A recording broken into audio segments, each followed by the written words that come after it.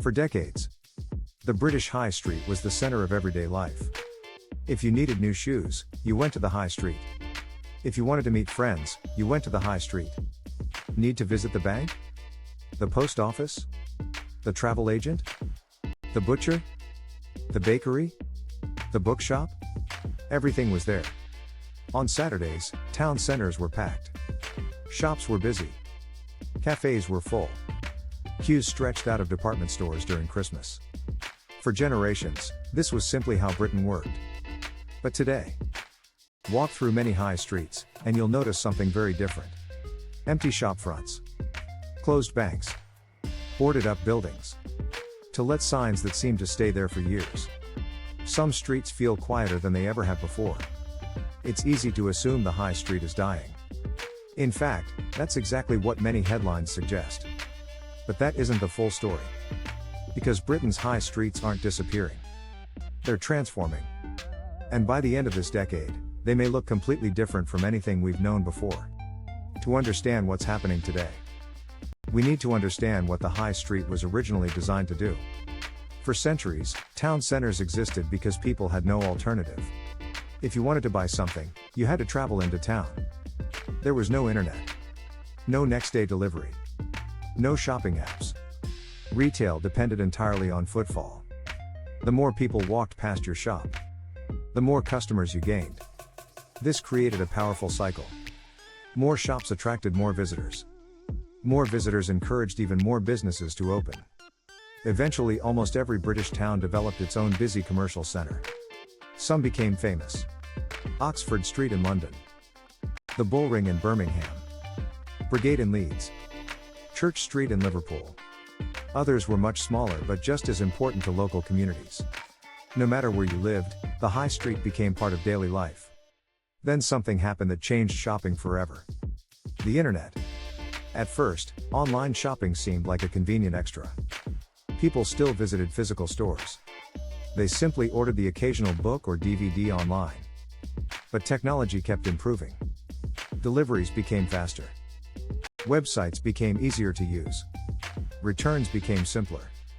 Gradually, shopping from home stopped feeling unusual. It became normal.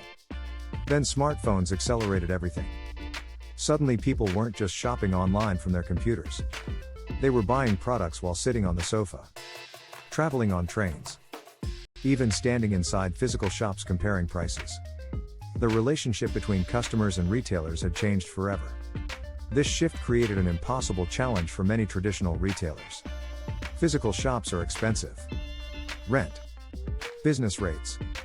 Heating. Electricity. Insurance. Staff wages. Maintenance. Every single month, these costs continue whether customers walk through the door or not. Online retailers operate very differently. Many don't need expensive shops at all. Some work from warehouses located miles outside city centers. Others never even own the products they sell. That allows them to offer lower prices while reaching customers across the entire country. For many traditional retailers, competing became incredibly difficult.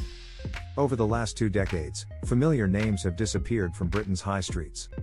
Some entered administration. Others closed hundreds of stores. Department stores that had served communities for generations quietly disappeared. Each closure reduced footfall a little further. And every empty unit made neighboring businesses slightly harder to sustain. It became a chain reaction. One closure led to another. Then another. Eventually, entire shopping parades began to struggle. But online shopping isn't the only reason Britain's high streets have changed. Something else has quietly transformed the way we live. Supermarkets. Years ago, shopping often meant visiting several different businesses. A butcher. A greengrocer. A bakery. A fishmonger. A pharmacy. Today, one supermarket can provide almost everything in a single trip. Convenience changed consumer behavior. Retail became concentrated.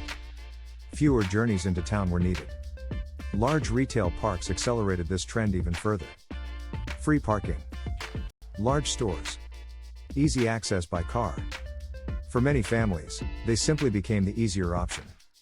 Meanwhile, town centers often struggled with limited parking, increasing congestion and rising costs. Little by little, Habits changed.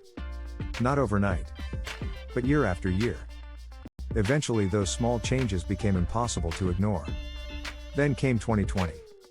The pandemic didn't create the decline of the high street, but it dramatically accelerated changes that were already happening. Millions of people who had rarely shopped online suddenly began ordering almost everything digitally. Groceries, furniture, clothing, electronics. Many discovered they actually preferred it. At exactly the same time, another major shift was taking place. Working from home. For decades, commuters traveled into city centers every weekday. They bought breakfast, coffee, lunch. They visited shops after work. That daily flow of office workers supported thousands of businesses. When offices emptied almost overnight, many cafes, sandwich shops and retailers lost huge numbers of customers. Although workers have gradually returned, commuting patterns remain very different from before. Hybrid working means millions of people now spend far more time in their local communities instead of city centers. That has quietly changed where money is spent. Some neighborhood shopping areas have actually become busier, while certain city center retail districts continue adjusting to a world where office workers aren't present 5 days a week. The geography of spending has changed. Not disappeared. Changed. One of the biggest misconceptions is that people no longer enjoy visiting town centers. In reality, people still love going out, but they're going out for different reasons. 20 years ago, people often visited the high street primarily to buy products. Today, products can arrive at your front door tomorrow. So town centers must now offer something the internet cannot. Experiences. That's why cafes continue expanding. Independent restaurants thrive. Street food markets attract huge crowds. Entertainment venues. Gyms. Escape rooms. Boutique cinemas. Indoor mini golf. Live music venues. Craft breweries. These businesses give people reasons to visit that can't be delivered in a cardboard box. Many councils have recognized this shift.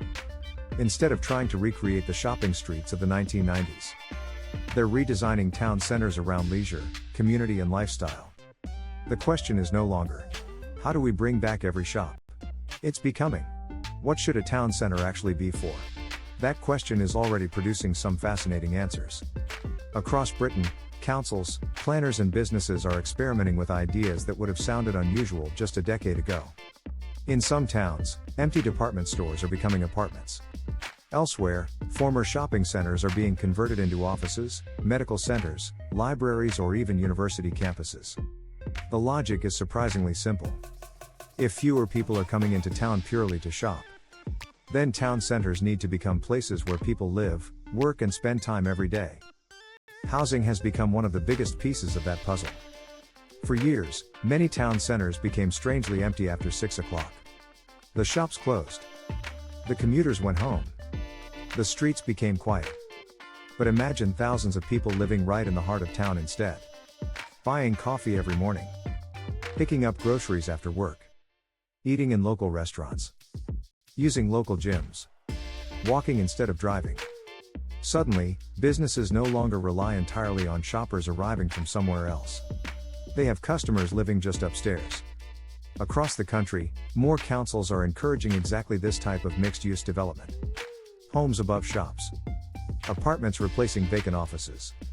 New neighborhoods built around existing town centers rather than expanding endlessly into surrounding countryside. It's a very different vision from the traditional high street. But it may prove to be a much more resilient one.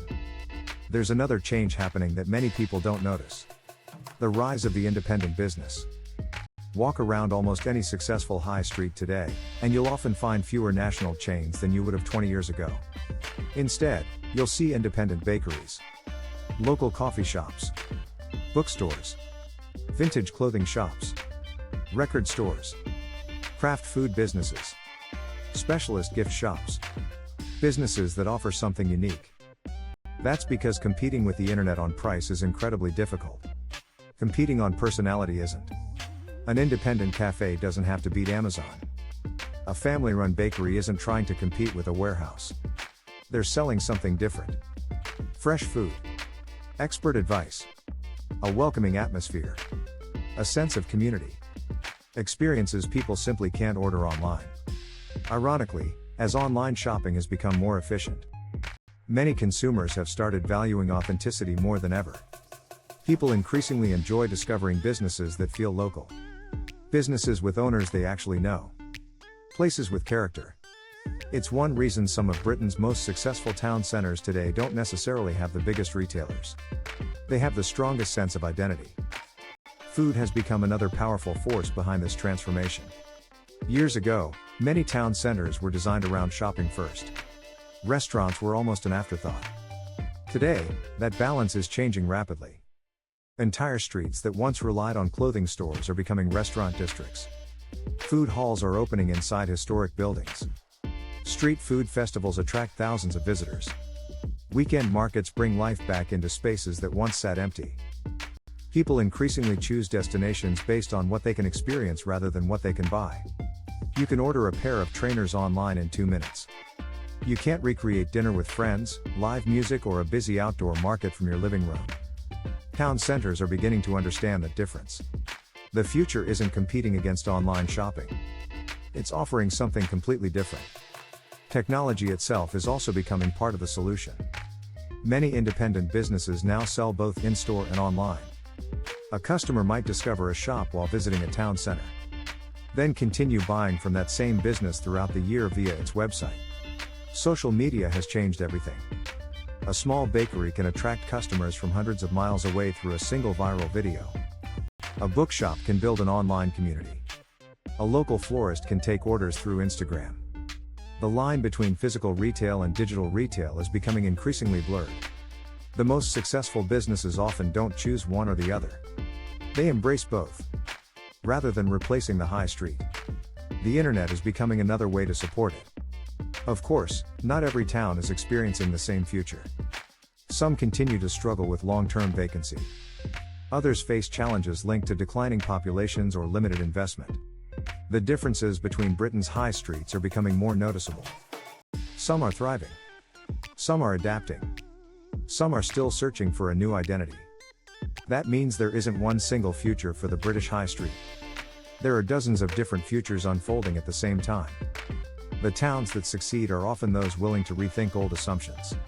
Instead of asking, how do we fill every empty shop?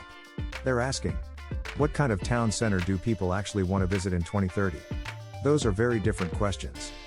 And they lead to very different answers. Perhaps that's the biggest lesson of all. The high street was never really about shops. It was about bringing people together. For centuries, shopping simply happened to be the reason. Today, that reason is changing. People still want places to meet, to eat, to celebrate, to exercise, to work, to relax, to feel connected to their communities. The buildings may change. The businesses may change. Even the purpose of some streets may change. But the need for vibrant town centers hasn't disappeared. If anything, it has become more important. Because in an increasingly digital world, places where people can connect face-to-face have become something the internet can never truly replace. So the next time you walk through your local high street, don't just notice the shops that have gone. Look at what's replacing them. A new cafe. A food market. Apartments. A health center. A co-working space. A community hub. Those aren't signs of a high street disappearing. They're signs of a high street evolving. And by the end of this decade, Britain's town centers may not look like they did in the past. But they could be busier, more diverse, and more connected to everyday life than they have been in years. If you enjoyed this documentary, join us for the next episode, where we'll explore Britain's biggest regeneration projects. Explained, the multi-billion-pound developments that are quietly reshaping the country, one city at a time.